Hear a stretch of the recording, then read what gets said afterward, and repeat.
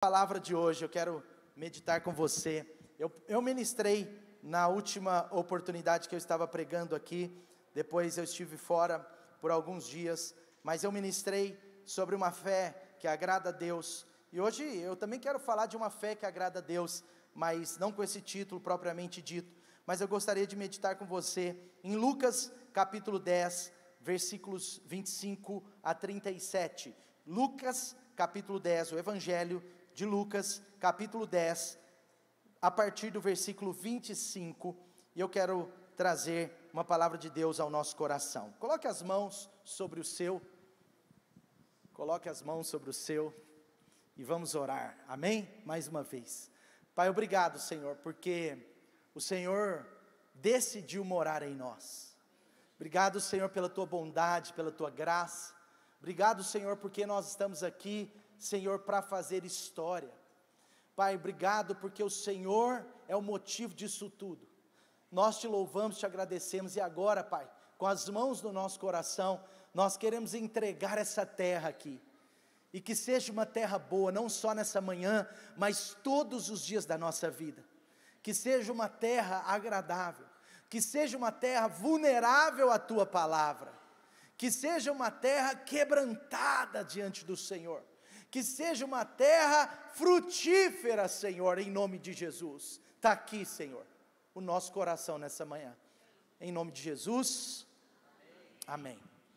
Versículo 25 diz assim: certa ocasião, um perito da lei, diga comigo, um perito da lei, ou um doutor da lei, levantou-se para colocar Jesus à prova, e lhe perguntou: mestre, o que eu preciso fazer para herdar a vida eterna? Vocês podem ir deixando o texto, eu primeiro quero explicar o texto. Dificilmente alguém se aproxima de Jesus, gente, para pedir um fracasso. É muito difícil, aliás, eu nunca vi. Ninguém se aproxima de Jesus para falar assim: Jesus, como é que eu faço para ir para o inferno? Jesus, como é que eu faço para piorar a minha vida? Minha vida está muito boa. Normalmente as pessoas se aproximam de Jesus, e talvez foi o meu caso, mas as pessoas se aproximam de Jesus pelo que Ele tem de bom e pelo que Ele já deseja entregar para nós, e às vezes já está até conquistado, aliás, tudo já está. Mas sabe, nós aproximamos de Jesus para pedir alguma coisa, para falar: Deus, muda minha vida, muda minha casa, Deus, eu preciso disso, eu preciso daquilo, Deus, e a gente se aproxima de Jesus com algo desse tipo, sim ou não? E você vê aqui que um doutor da lei, um perito da lei, ele se aproxima de Jesus com um certo pedido. Ele está pesquisando, ele está fazendo relatórios, porque os doutores da lei, eles eram homens que, geralmente fariseus, eles eram homens que investigavam os detalhes da Torá. A Torá, que era, vamos dizer, a Bíblia até aquele momento. Esses homens alguns eram até contratados pelas sinagogas para avançar estudos práticos daquilo que era a palavra de Deus. Então eles eram como se estudiosos profundos das Escrituras. E esse estudioso, ele está diante de Jesus, aquele que sabia todas as coisas da lei, eles tinham que saber de cor quase toda a Torá, eles tinham que conhecer profundamente as histórias bíblicas e as histórias de Deus com o seu povo, e esse cara é que está diante de Jesus, e ele está dizendo: mestre, como que eu posso fazer para ganhar a vida eterna? Como que eu faço? E a pergunta muitas vezes humana para Deus é: o que eu tenho que fazer? É o que eu preciso fazer, é o que eu preciso obedecer, o que eu preciso tirar da minha vida. Mas o apóstolo Paulo diz, e a palavra de Deus, ela está clara sobre isso, que a nossa salvação agora está em Cristo Jesus, e a minha e a sua salvação, ela é pela fé, amém? Não é pelo que você faz, ou pelo que eu vou fazer, mas é pelo que Jesus já fez por nós. Os irmãos podiam me dar um pouco de retorno, eu estou sem retorno aqui, por gentileza, obrigado. Então é pelo que Jesus fez por nós, não é pelo que eu tenho que fazer, é pelo que já está feito com Jesus na cruz, amém? Está comigo aí? Eu estou aqui no texto, eu quero tentar trazer para você a realidade desse momento, o contexto desse momento. E aí, ele fala: o que eu preciso fazer, Jesus, para herdar a vida eterna?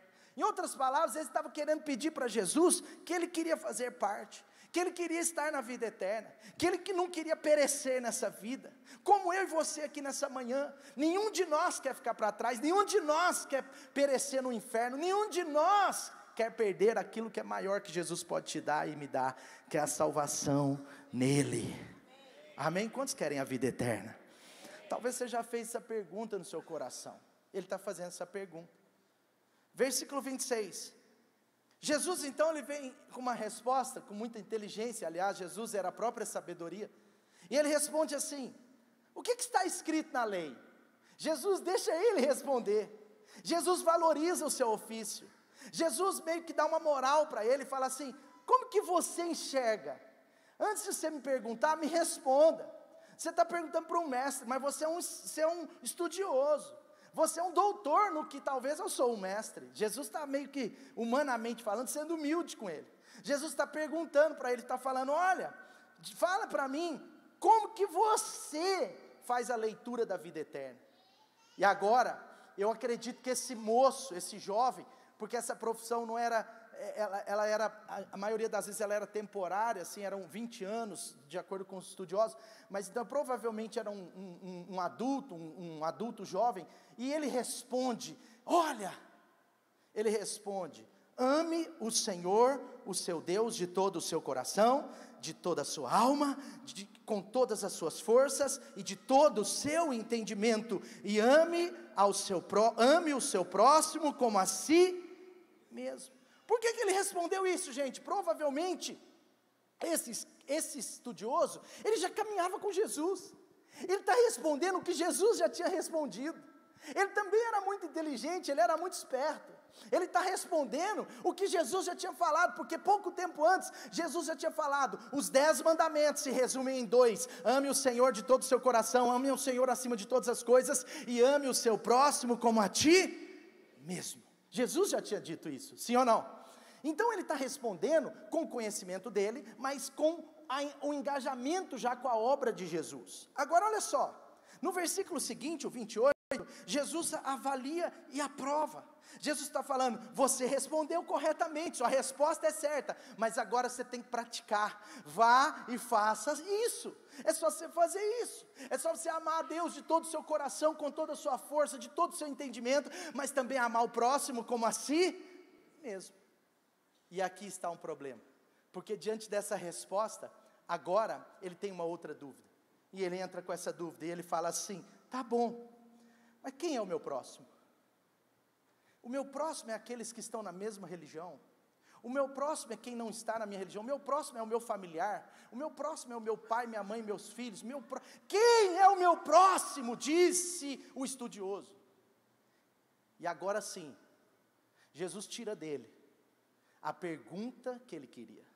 Agora sim, Jesus começa a dar uma resposta para a sua pergunta. Agora sim, Jesus, a partir da segunda pergunta dele, Jesus agora está novamente respondendo de uma forma mais incrível, de uma forma clara. E agora vem o versículo 30 até o versículo 35, acompanhem comigo por favor.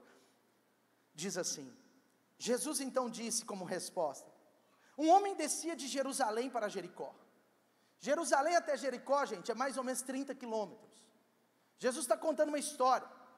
Jesus não foi um cara que andou mais do que 70 ou 80 quilômetros no seu ministério. O ministério de Jesus foi muito curto. Na época não tinha avião, não tinha carro, não era tão fácil, e ele precisava ser muito intenso na sua obra. E ele também veio com o propósito de fomentar o evangelho ali. Então, Jesus, ele tem um ministério de 3 anos e pouco, e ele andou no máximo a uma distância de 40, 50, 60 quilômetros, alguns dizem que até 70. Jesus está falando uma história dentro do contexto da vida dele. Um homem descia de Jerusalém para Jericó, quando caiu nas mãos de assaltantes. Esses lhe tiraram as roupas, bateram nele, e o deixaram ali quase morto. Diga comigo, quase morto. Aconteceu que naquela mesma estrada estava descendo também um sacerdote. Diga comigo, um sacerdote. São palavras-chave que vão te ajudar na palavra. Quando viu aquele homem que tinha sido assaltado, que tinha sido atacado pelo inimigo, aquele homem que estava quase morto, sem vida, aquele sacerdote, um religioso, alguém que se dizia amigo de Deus, alguém que provavelmente estava vindo de um culto, alguém que estava saindo da igreja, porque ele está vindo de Jerusalém. Eles iam até Jerusalém, prestavam cultos a Deus, voltavam para casa. Ele estava nessa estrada, e ele viu o homem, não foi sem querer, ele olha para aquele homem, ele o vê, mas agora, ele finge que não vê, ele atravessa para o outro lado da rua. Já aconteceu com você, de ver uma pessoa e atravessar para o outro lado da rua? Ninguém tem coragem de falar a verdade aqui nesse lugar. Eu estou pastoreando pessoas que escondem a verdade, eu não sabia disso. Eu vou perguntar de novo, vou te dar uma chance, ninguém vai julgar a sua vida não. Já aconteceu de você de ver uma pessoa do outro lado da rua e atravessar a rua, sim ou não? Graças a Deus, eu achei que eu não ia arrancar a verdade de ninguém. Está vendo? Quase todo mundo. O problema aqui é que era um necessitado. O problema aqui é que era uma pessoa que precisava dele. Mas deixa eu te contar uma coisa triste, que vai piorar. Passou um levita, primeiro um sacerdote, agora era um levita. Nos dias de hoje seria, só para contextualizar, seria alguém que serve na casa de Deus. Passou um levita, e ele está andando naquele caminho, e a Bíblia diz no versículo 32, que quando viu o homem, também passou para o outro lado. Agora, no versículo 33, a história muda. Jesus está dizendo, mas tinha um samaritano, que estava viajando ali, e quando chegou aonde o homem se encontrava e o viu, provavelmente ele estava do outro lado, porque a Bíblia diz que quando ele o viu, ele teve piedade dele e se aproximou. Tem uma versão que diz que quando ele viu o necessitado, ele atravessa até encontrá-lo, ele se aproxima, e quando vê, enfaixa-lhes as feridas, derrama vinho e óleo, e depois coloca-o sobre o seu animal, leva até uma hospedaria e cuida dele, aleluia! E no dia seguinte, ele saiu, deu 2 denários para o hospedeiro. 2 denários, meus irmãos, seria mais ou menos o salário de 2 dias, o salário médio de 2 dias. Ele deu 2 denários ao hospedeiro e disse-lhe, cuide dele, porque quando eu voltar, eu pagarei todas as despesas adicionais que você teve. E agora Jesus vira para eles e fala, qual desses foi aquele que, Jesus pergunta, qual desses 3 você acha que foi o próximo do homem que caiu nas mãos dos assaltantes? E ele respondeu, aquele que teve misericórdia. Então vá e faça o mesmo, aleluia. Sabe, aqui nessa história tem 5 pessoas, mas tirando aquele que estava sofrendo nas mãos do inimigo, tem 4 pessoas. Tem os assaltantes, tem 4 tipos de pessoas aqui. Tem os assaltantes, tem os sacerdotes, os levitas, e tem também os samaritanos. E eu quero falar para você nessa primeira parte sobre esses 3 modelos de pessoas que nós encontramos aqui. Por que não 4? Porque o levita e o sacerdote é o mesmo modelo. Tanto que Jesus fala o mesmo contexto. O primeiro modelo de pessoas que nós encontramos na estrada da nossa vida, são os sugadores. Não são a maioria das pessoas. Às vezes você encontrou poucos na sua história, mas eu quero te dizer que às vezes você vai encontrar mais um ou outro. Aqui nós estamos vendo o primeiro modelo, que são aqueles que são sugadores. Diga comigo, sugadores. Esses ladrões aqui representam aqueles que agridem, aqueles que ferem, às vezes porque são pessoas que foram feridas, não foram curadas, às vezes são pessoas dotadas de uma história muito difícil, muito triste, e que não conseguiram ressignificar isso, que não conseguiram encontrar o Deus que muda, que transforma. Sabe, esses assaltantes aqui na história, representam esse primeiro grupo de pessoas. É gente que aparece na estrada da nossa vida, meu irmão, e que suga a nossa força, suga a nossa energia, suga aquilo que é nosso. A mentalidade do sugador é o seguinte: o que é teu é meu, o que é teu é meu, O que é meu, mas o que é teu também é meu. Sabe, você já viu pessoas assim, sim ou não? Não é só sobre ladrões, não é só sobre alguém que assalta, porque você vê que esses ladrões não só roubaram os seus bens, mas bateram nele, deixaram ele nu, roubaram ele, feriram ele, a ponto dele se tornar quase morto. E esses assaltantes aqui, esses sugadores, eles parecem muito mais com o diabo, porque a palavra de Deus diz em João capítulo 10, versículo 10, que o ladrão, e Jesus se referia ao diabo, o ladrão vem somente para roubar, matar ou destruir, mas Jesus disse, porém eu não, eu vim para que tenham vida e a tenham plenamente, e tenham em abundância. Sabe, parece coisa do diabo, sabe, é gente que é uma minoria, mas é gente que você e eu temos que tomar cuidado. Sabe, nós temos que ter um pouco de cuidado, sabe, porque no mundo existem pessoas usadas pelo diabo, e no mundo existem pessoas enviadas pelo diabo, sim ou não? Que não seja nenhum de nós, mas sabe, é gente que a gente tem que ter cuidado. Você conhece a história do pastor? O pastor estava de férias na praia, o pastor estava de férias lá na praia, e ele está lá curtindo, né, seu quarto dia de férias, ele ia ficar 10 dias na praia, está lá curtindo, aí chega aquele irmãozinho atacado, sempre tem um irmãozinho atacado, né, aí chega aquele irmãozinho atacado, pastor, que bom que você está aqui, que legal, bom te encontrar, mas pastor, pensando bem, pastor, você está de férias? Estou de férias. Pastor, mas você pastor, está de férias? Estou de férias, meu irmão. Aí o irmãozinho atacado vira para o pastor e fala assim, pastor, mas o diabo não tira férias não, diabo não tira férias não, pastor. E o pastor olha bem no olho dele, cheio de graça de Deus, mais uma graça, né, e fala assim, eu sei que ele não tira férias, por isso que ele enviou um servo dele para me atazanar aqui. Mas sabe, na nossa vida o diabo envia pessoas também de vez em quando, gente. Neemias está construindo um muro, está reconstruindo Jerusalém, e o diabo enviou Sambalate, Tobias e Gesem, sim ou não? Gente, vocês acham que Dalila, aquela mulher foi enviada por Deus para Sansão, sim ou não? Cuidado com as Jezas por aí, viu gente? Que essas mulheres que não é Deus que envia não, tem mulher aí, perceba, viu homem, cadê os homens de Deus aí? Cuidado, viu? Tem umas mulheres que aparecem na vida da gente aí de repente, uns trem estranhos, chuta que é laço. Em nome de Jesus, amém ou não? Diga assim, eu não quero nenhuma Dalila. É só um exemplo, viu gente? Porque você deve ter alguém que você conhece, chama Dalila, mas aí não é problema nosso. Eu estou falando da Bíblia. Fala assim, eu não quero. Caio, fala Caio, eu não quero. Fala Danilo, eu não quero. Estou brincando. Fala gente, eu não quero. Não, é só os homens, gente. Porque tem Dalila que ataca as mulheres também. Então tá, todo mundo, eu não quero nenhuma Dalila perto de mim, sai, amém? Gente, tem ou não tem gente que é enviado pelo diabo? Tem ou não tem?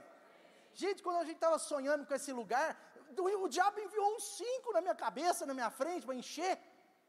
Eu falei, esse é do diabo. Eu tinha discernimento, eu percebi, eu contava para Dani, porque a gente está aqui construindo, visualizando, lá atrás, gente, quando não tinha nada. Aí chega um e fala assim, você é doido, mexe com isso não, constrói isso não, faz isso não. Aí vem outro enviado pelo diabo e fala assim, duvido que você vai, ou por Deus, né, esse daí, aquele duvido que diz, né, já viu que às vezes o duvido te impulsiona, duvido que você vai fazer, duvido que você vai falar de Jesus para essa pessoa, aí já é Deus, né, mas o cara, duvido, gente, toda vez que você engaja em algo de Deus, vai vir alguém enviado pelo diabo, sim ou não?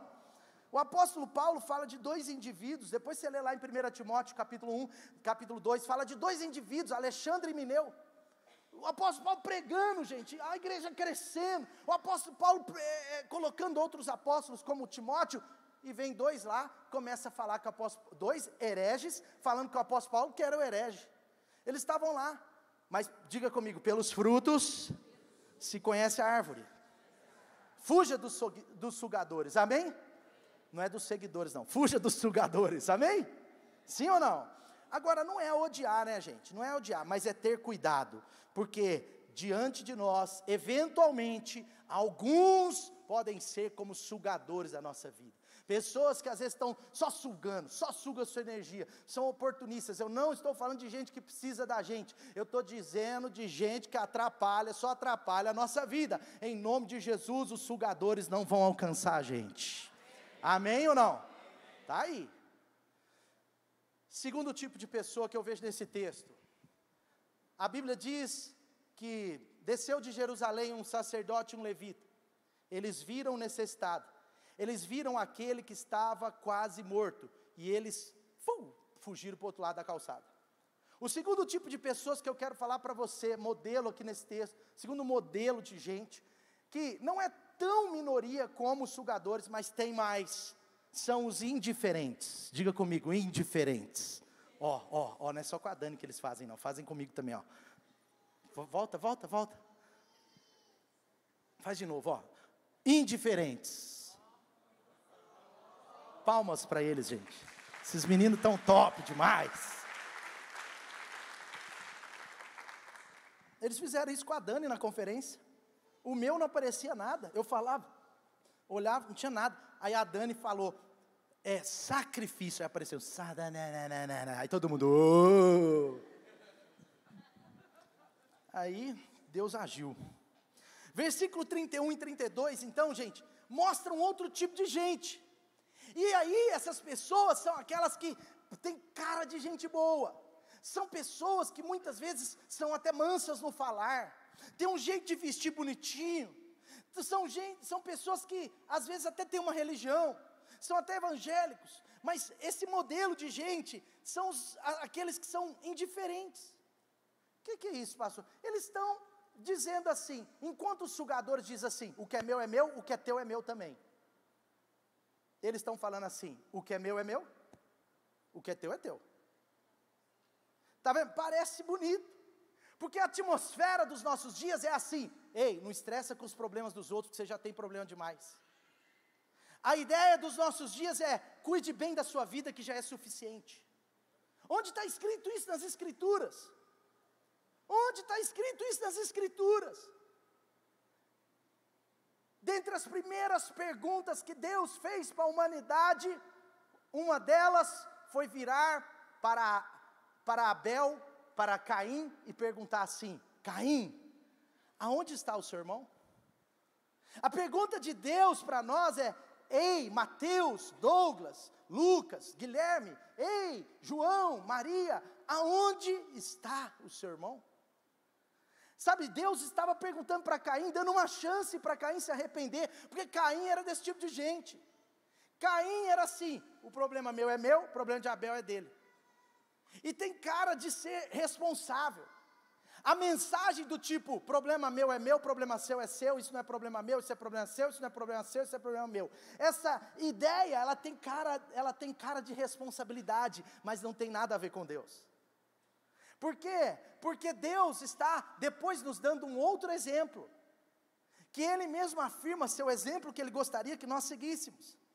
Eles estavam, gente, vindo de um lugar de expressão a Deus, sabe, mas não queriam ajudar ninguém, não queriam cuidar de ninguém, não queriam levar o evangelho para ninguém, não queriam mudar a vida daqueles que estão quase mortos, ou até mortos em seus pecados, em seus delitos, sabe, eles não se compadeceram, eles não tinham compaixão, e não é gente má,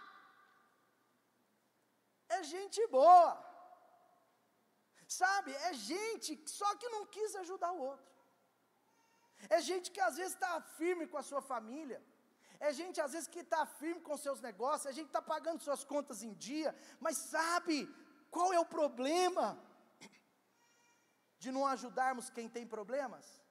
É porque nós já tivemos problemas um dia, nós já fomos ajudados um dia, nós continuamos tendo problema hoje, e nós vamos continuar tendo problema amanhã.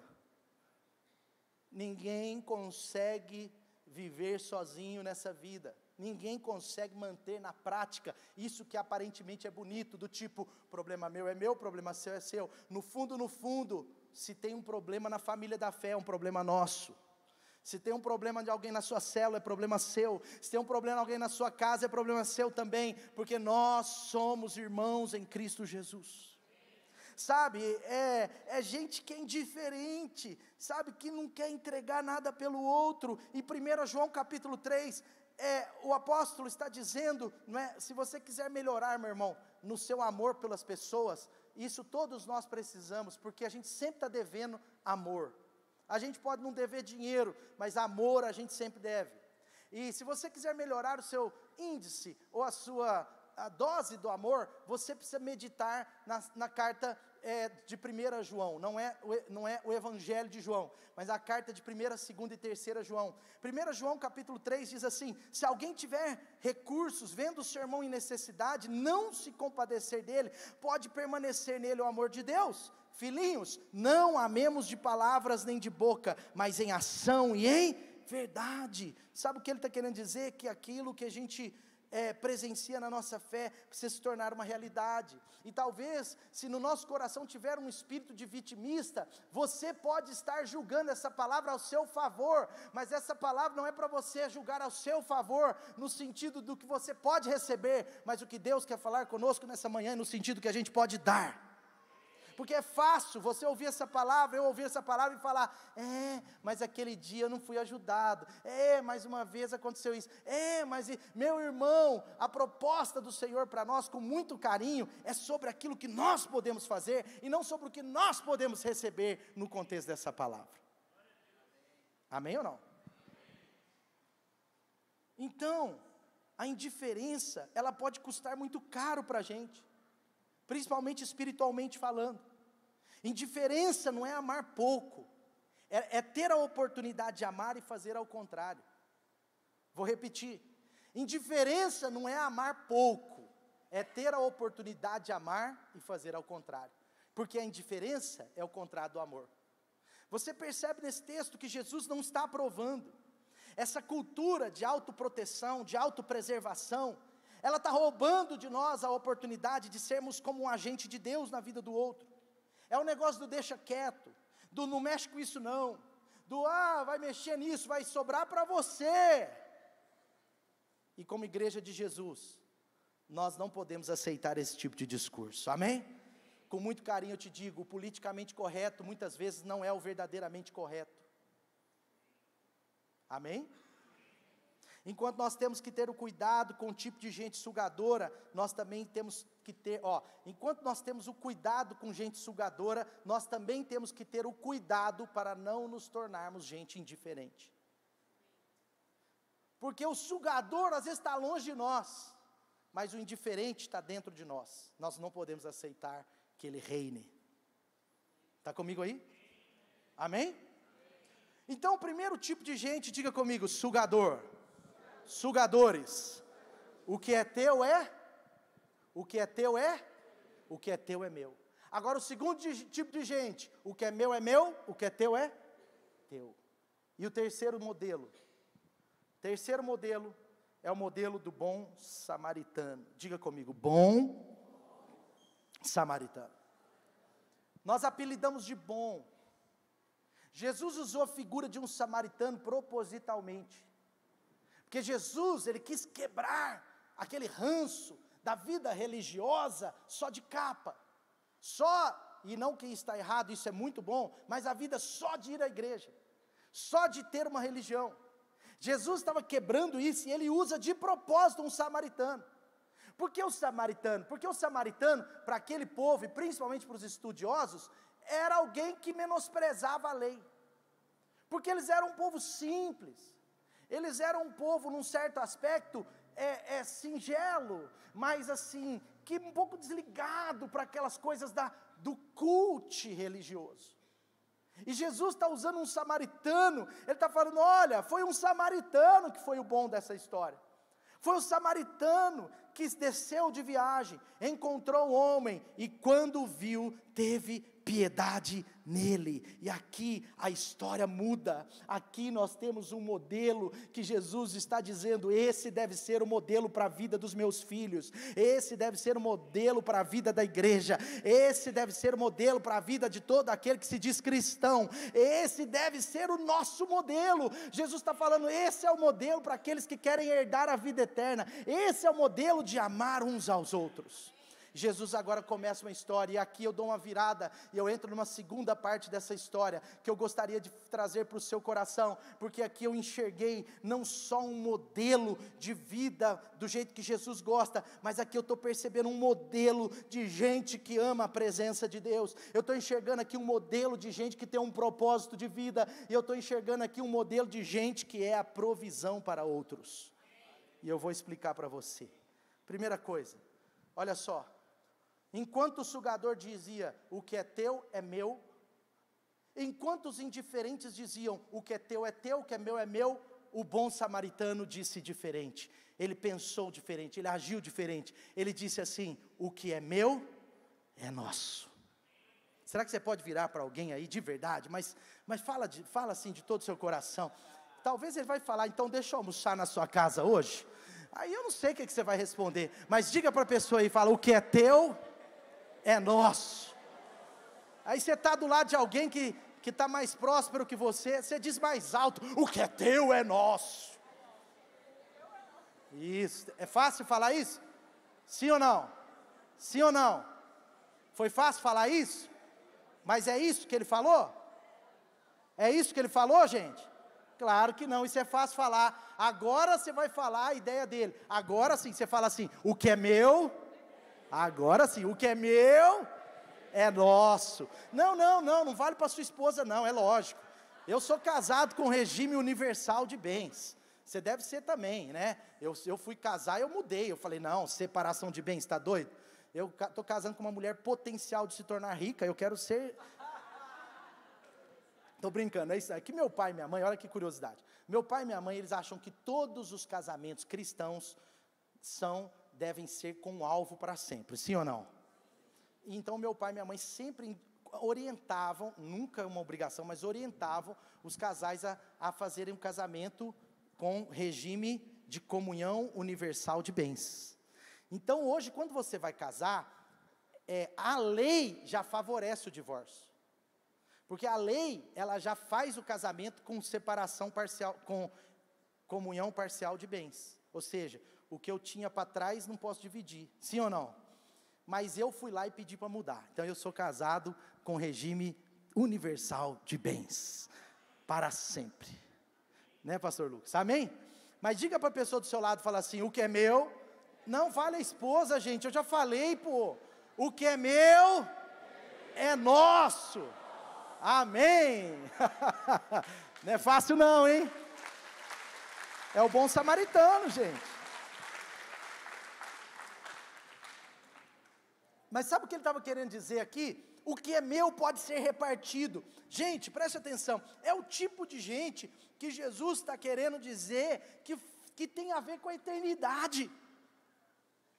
Sabe, é sobre amar a Deus acima de todas as coisas, mas é sobre amar o próximo como a ti mesmo. E por isso eu estou dando essa virada, porque esse cara agora, ele é um modelo da presença de Jesus. Ele é um modelo aqui de tanto propósito na vida dele. Ele entendeu o propósito, porque o que te faz entender o propósito não é ter uma religião, mas é ter relacionamento com Jesus.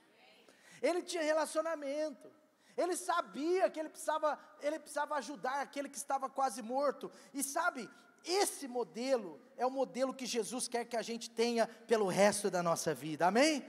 É aquele modelo que todos nós devemos ser. Agora olha o que me chama a atenção aqui, preste atenção, nesse terceiro homem. Primeira coisa, versículo 31, acompanhe comigo, parte B, diz assim, o sacerdote quando viu o homem, passou para o outro lado, versículo 32,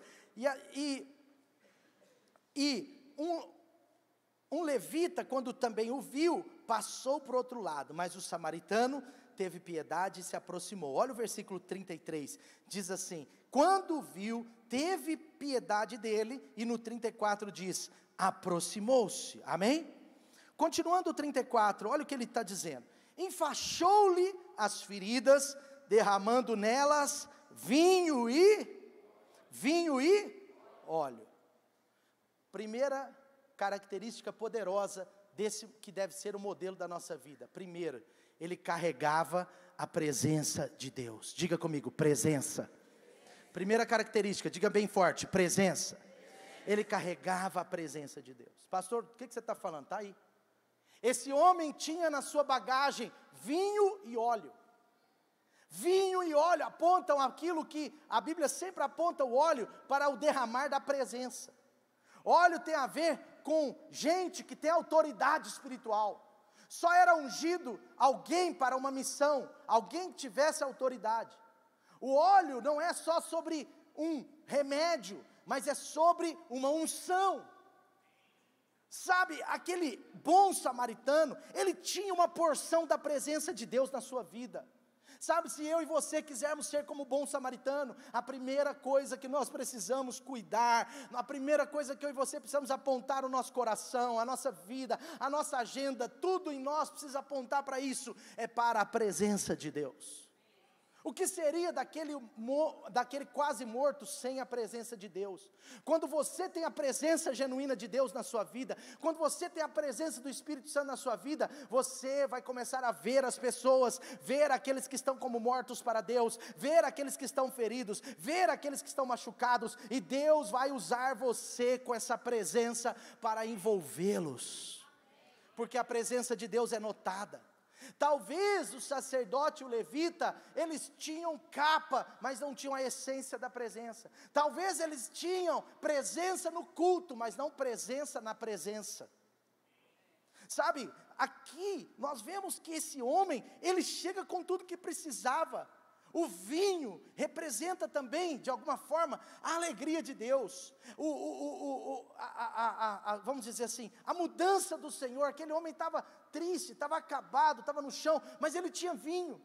O vinho também no Novo Testamento aponta, no Velho também, mas aponta para o sangue do Cordeiro de Jesus. Ele aplica o sangue de Jesus naquele que estava quase morto. Meus irmãos, pessoas que ainda não conhecem ou não tiveram uma experiência com Jesus, são como esse homem.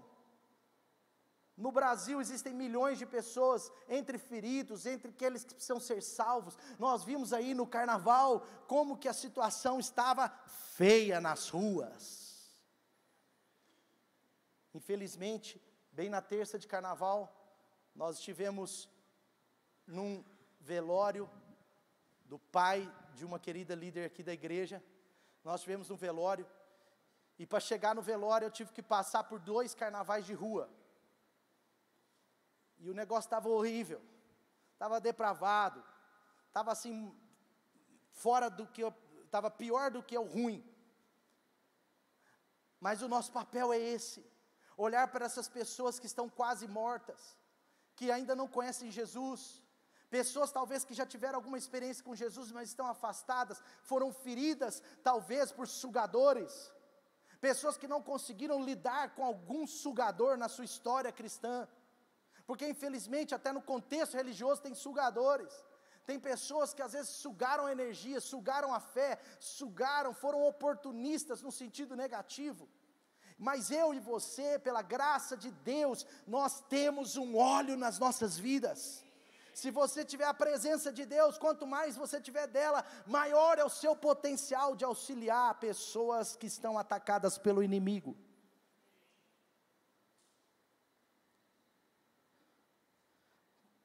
Tudo na Bíblia que precisa apontar para a presença de Deus, meu irmão, normalmente tem óleo, tem vinho. O vinho aponta a graça de Deus, a alegria, a plenitude. E o azeite é esse símbolo que representa a presença de Deus. Sabe o que está acontecendo aqui? A presença de Deus chegou para salvar aquele que o inimigo estava tentando destruir. Quando você chegar na vida de alguém que mora no seu prédio, quando você chegar na vida de alguém que mora no seu bairro, quando você chegar na sua família, quando você chegar perto de alguém, eu quero dizer, porque eu creio de verdade, é a presença de Jesus que está chegando. É a presença de Deus em nós. Sabe, a sua presença, com a presença de Deus, vai mudar ambientes, vai mudar a história de pessoas, vai mudar vidas, vai mudar situações, vai curar o enfermo, libertar o cativo e salvar os oprimidos. Jesus, olha só, Jesus está dizendo isso, e essa palavra é sobre nós. Ele está falando, Ele me ungiu, amém? Diga assim, Ele me ungiu. Ele te ungiu para. Ele te ungiu para. Sabe, esse bom samaritano entendeu que ele tinha uma unção, que ele tinha a presença de Deus na vida dele, e que não era uma mera religião, era a presença do Deus da religião, era a presença do Cristo vivo, era a presença do Espírito Santo. E em nome de Jesus, com muito carinho, mas com muita verdade no meu coração, eu quero te dizer, você também é um bom samaritano, você é um bom Mateus, um bom Douglas, boa Janafa, bom Guilherme, boa Teca, bom Danilo, bom samaritano. Você é um bom cristão, e você pode carregar a presença de Deus, amém ou não? Deus está nos levantando mais e mais, para a gente ser esse modelo de gente, é gente que carrega algo.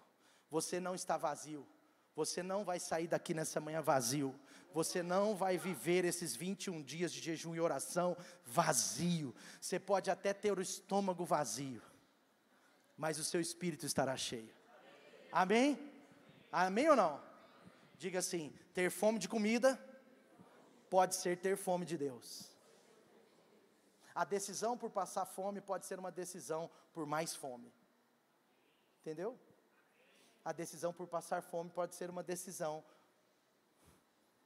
é só um jogadilho, de palavras. Em nome de Jesus, que a presença de Deus inunde a nossa vida, que a gente seja como esse homem, que se aproxima das pessoas com a presença de Deus. Diga comigo, presença. Segunda característica que eu vejo aqui, ele não usou dessa presença sem sentido. A segunda característica que eu vejo aqui, é que ele entendeu o propósito. Diga, propósito. A segunda coisa importantíssima nessa história, e ele estava vivendo isso na prática, é que ele estava entendendo o maior propósito da vida dele. Gente, o maior propósito da nossa vida nem tem a ver com o nosso chamado pessoal. O maior propósito da nossa vida não tem a ver com a profissão que você tem, não tem a ver com amar a sua família, tudo isso é maravilhoso, mas o maior propósito da nossa vida tem a ver com o que Jesus disse que é o mais importante: amar a Deus acima de todas as coisas, amar ao próximo como a nós mesmos. E isso inclui uma grande comissão do Senhor Jesus. Esse homem entendeu. A segunda coisa mais importante aqui, a segunda coisa importantíssima aqui, que Jesus queria responder para ele: quem é o meu próximo? Em outras palavras, ele estava perguntando assim: Jesus, como eu faço para amar o meu próximo? Você está falando que é para amar o próximo, mas como que eu faço isso? Jesus está dizendo para ele: olha, não adianta você dizer que me ama, mas não amar quem eu amo. Não adianta você dizer que me ama e não amar o que eu faço. Aquele sacerdote e o levita, eles provavelmente amavam a Deus limitadamente. Aquele sacerdote, aquele levita, provavelmente amavam a Deus, porque eles estavam vindo do templo, eles estavam descendo de Jerusalém para Jericó, mas eles não amavam o que Deus ama. Eles não aprenderam a entender o propósito. A nossa vida, ela não tem todo o seu sentido apenas amando a Deus e não fazendo o que Ele ama. Sabe, e isso é todinho, isso é muito mencionado nas cartas do apóstolo João, 1 João, 2 João, 3 João, mas olha, Jesus está dizendo aqui, cara, você precisa amar o próximo na prática. E ele se aproximou, mas ele não só se aproximou, porque os outros viram, mas não se aproximaram. Ele vê e se aproxima. E ele não só se aproxima, ele sara as feridas, ele derrama azeite, e agora ele começa a entender que ele precisava ser um canal de Deus na vida daquele homem. Meus irmãos, depois que nós somos salvos por Jesus, nós nos tornamos uma pessoa da eternidade. Eu vou repetir, isso é bem profundo. Depois que nós somos salvos verdadeiramente por Jesus, pela fé, nós somos realmente salvos, entendemos a salvação, recebemos a salvação, tomamos passo rumo à salvação. Depois que nós somos salvos por Jesus, nós nos tornamos pessoas da eternidade. Agora, como pessoas da eternidade, nós temos esses propósitos. Eu ouvi na conferência Coisas Maiores, anotei aqui, que o verdadeiro evangelho não é só contemplativo, mas missional. Isso marcou tanto a minha vida. Não só porque eu ouvi da parte de Deus mesmo, assim, uma coisa de Deus, mas é porque eu ouvi de um homem que estava pregando a sua vida. David Grosso, ele é um missionário. Ele é italiano, ele pregou aqui, vocês viram, quem esteve na conferência, a palavra dele está no YouTube, e ele pregou sobre como que nós somos um devedor das pessoas, um devedor de Deus com aquilo que nós recebemos. Mas em determinado momento ele falou assim, o evangelho não é somente contemplativo, mas ele é missional. O grande desafio da igreja não é contemplar, não é, porque é gostoso. Estar aqui é bom, gente, sim ou não? Sim ou não? Mas estar lá fora é difícil. Aqui é gostoso, gente. A gente adora a Deus, a gente sente a presença de Deus, a gente não só ouve, mas participa de um louvor incrível. A gente é tão alegre, a gente está aqui todo bonitinho. 90% das pessoas tomaram banho antes de vir para cá. Está todo mundo cheiroso, e os que não tomaram banho disfarçaram de alguma forma.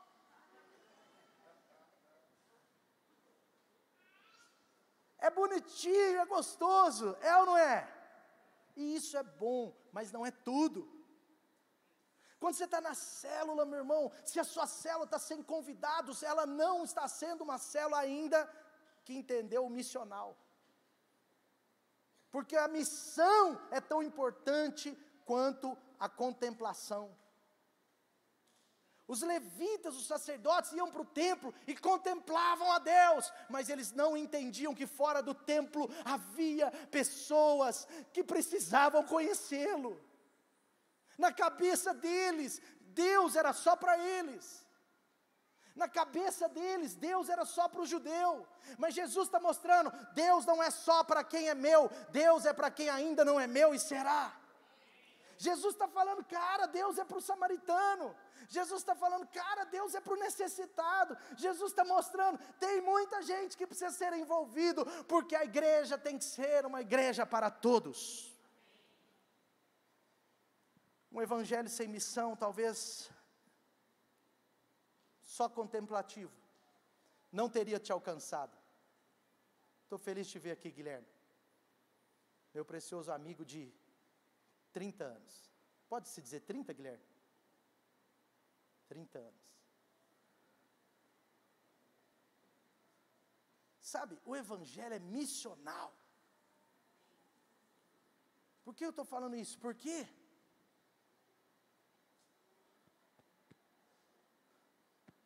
Porque se não fosse missional para alguém, você não estaria aqui hoje.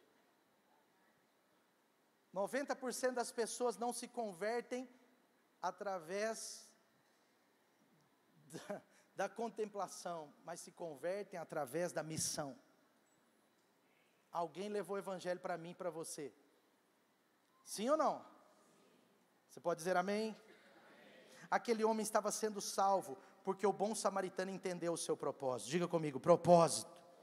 Deus tem um propósito para nós. E o propósito tem muito a ver com o que acontece fora daqui, no seu dia a dia, com as pessoas que convidamos, com as pessoas que levamos na célula, com as pessoas que nós queremos ser um agente de transformação na vida deles. Não que por nós possamos ser alguém, não que por nós possamos fazer alguma coisa, mas aquele que está em nós pode todas as coisas.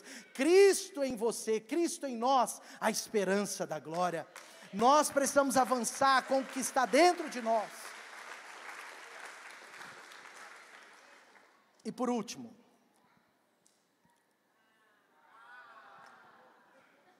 eu achei que ia ser mais automático.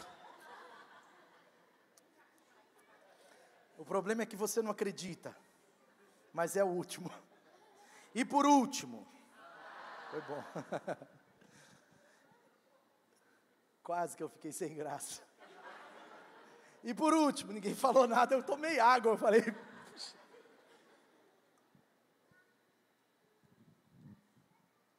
Por último, versículo 34 diz assim: depois colocou sobre o seu próprio animal, levou para a hospedaria, cuidou dele. No dia seguinte deu 2 denários ao hospedeiro e disse-lhe: cuide dele, quando voltar eu lhe pagarei todas as despesas que você todas as despesas que você tiver.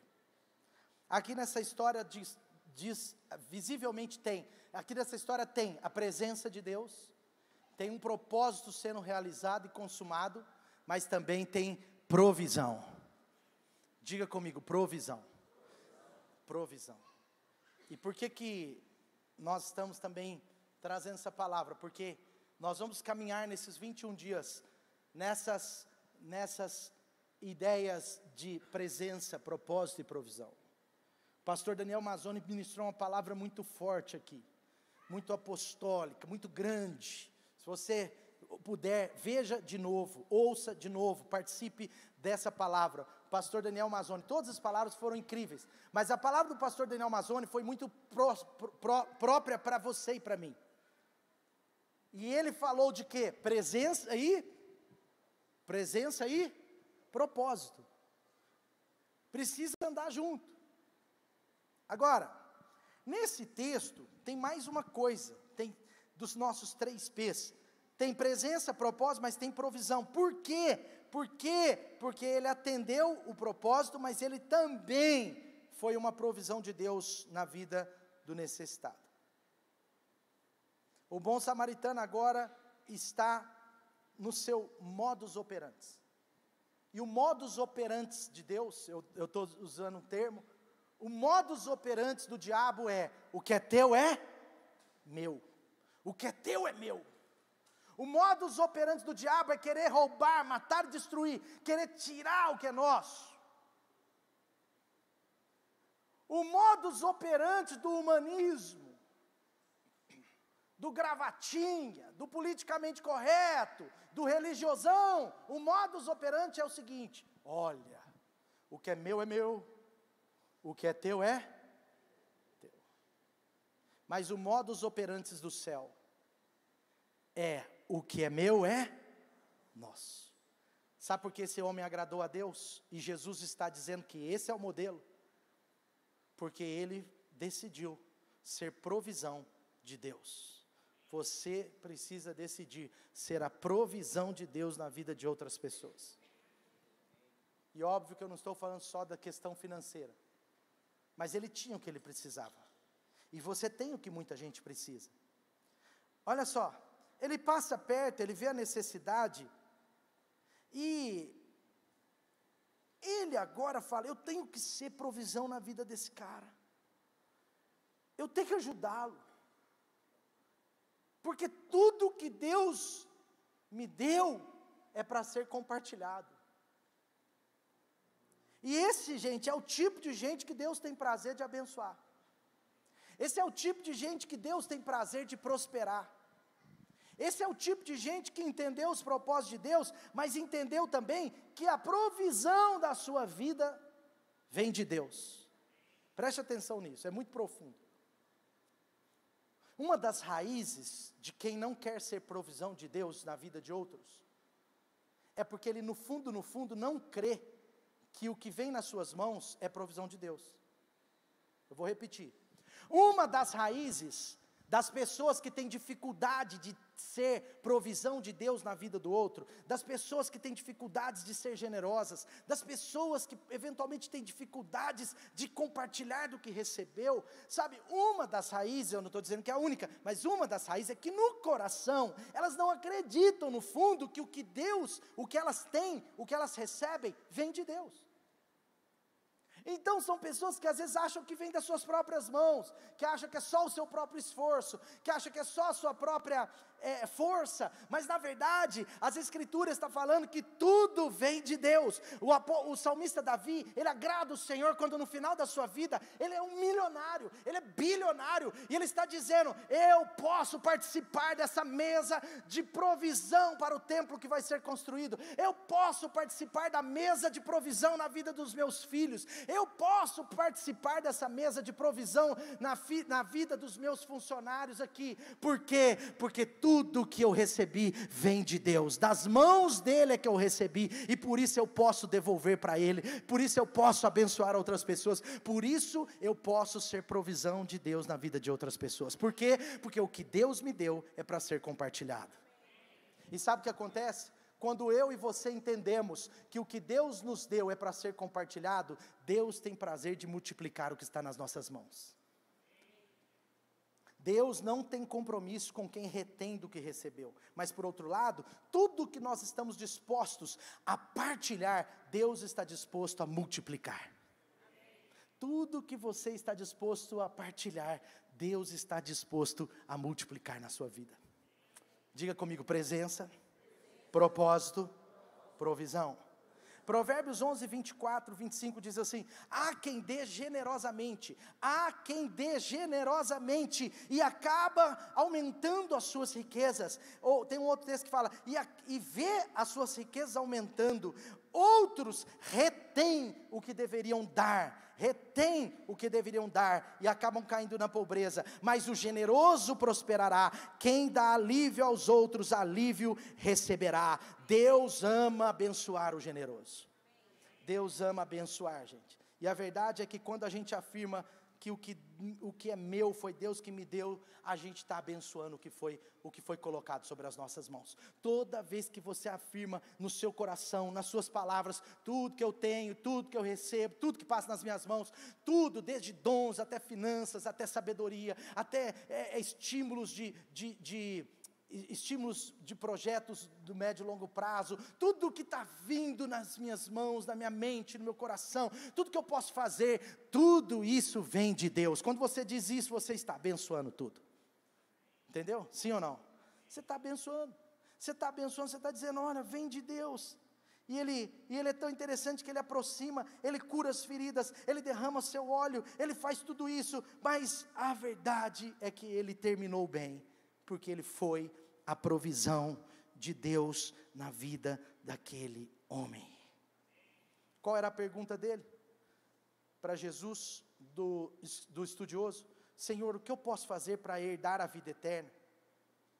Depois ele faz uma segunda pergunta: quem é o meu próximo? E eu quero dizer para você com muito carinho: Jesus, Ele é o nosso maior modelo. Se você perceber, esse bom samaritano tem tudo a ver com Ele. Ele é aquele que te leva à presença de Deus, Ele é aquele que nos dá um propósito de vida, e Jesus, Ele é a nossa provisão. Tudo o que precisamos, nós temos nele. Amém? Diga comigo: presença, propósito, provisão. Fique de pé no seu lugar.